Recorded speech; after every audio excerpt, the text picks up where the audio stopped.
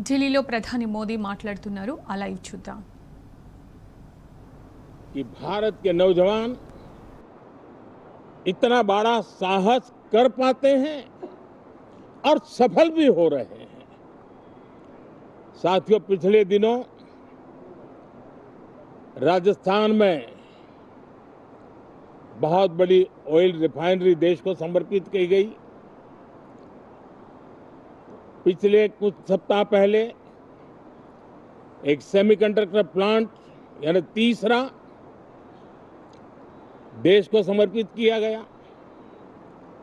अभी कुछ दिन पहले ग्रीन हाइड्रोजन से चलने वाली ट्रेन, और विश्व में बहुत कम देश ऐसे हैं कि जिनके पास ये सुविधा है, लेकिन भारत ने जो हाइड्रोजन ट्रेन देशवासियों को समर्पित की है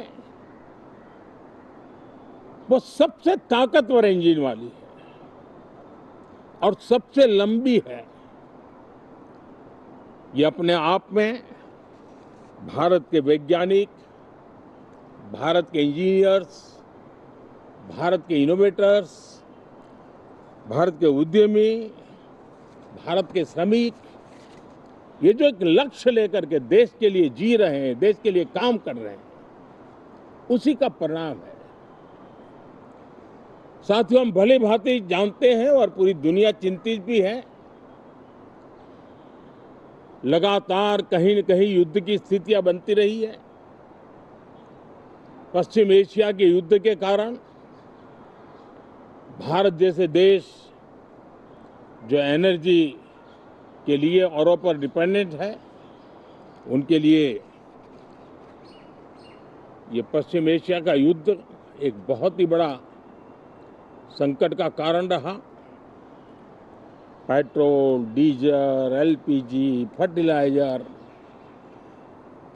केमिकल्स, यानी हर विषय में अनेक बाधाएं, अनेक संकट आए।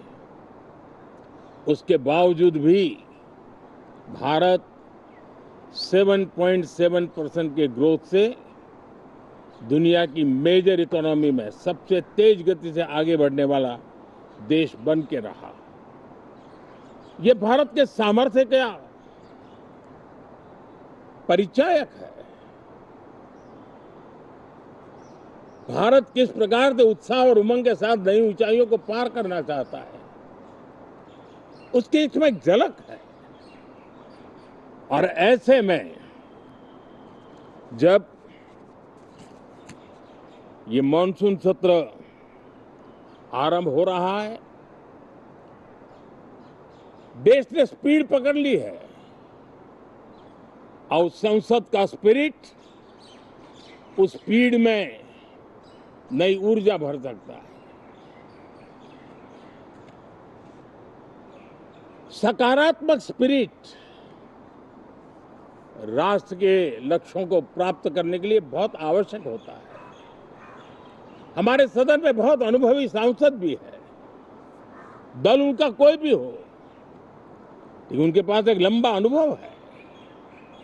ऐसे समय में उनके अनुभव की, उनके ज्ञान की संसद को भी जरूरत है, देश को भी जरूरत है।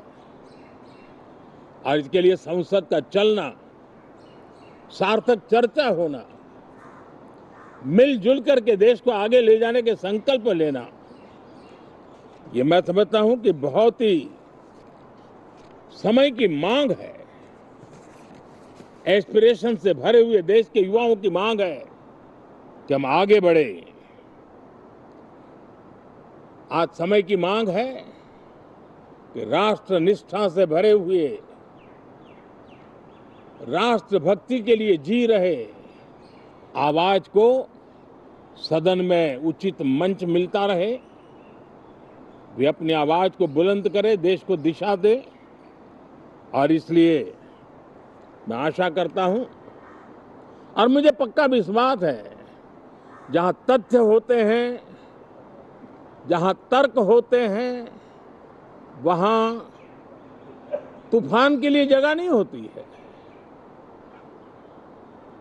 अगर तर्क मजबूत है, तथ्य मजबूत है, तो शांत चित्त से भी अपनी आवाज को बुलंद बनाया जा सकता है।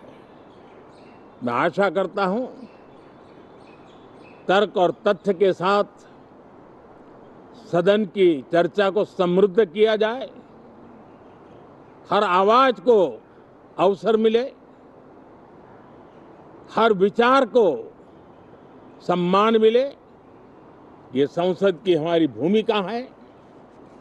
मैं सभी सांसदों से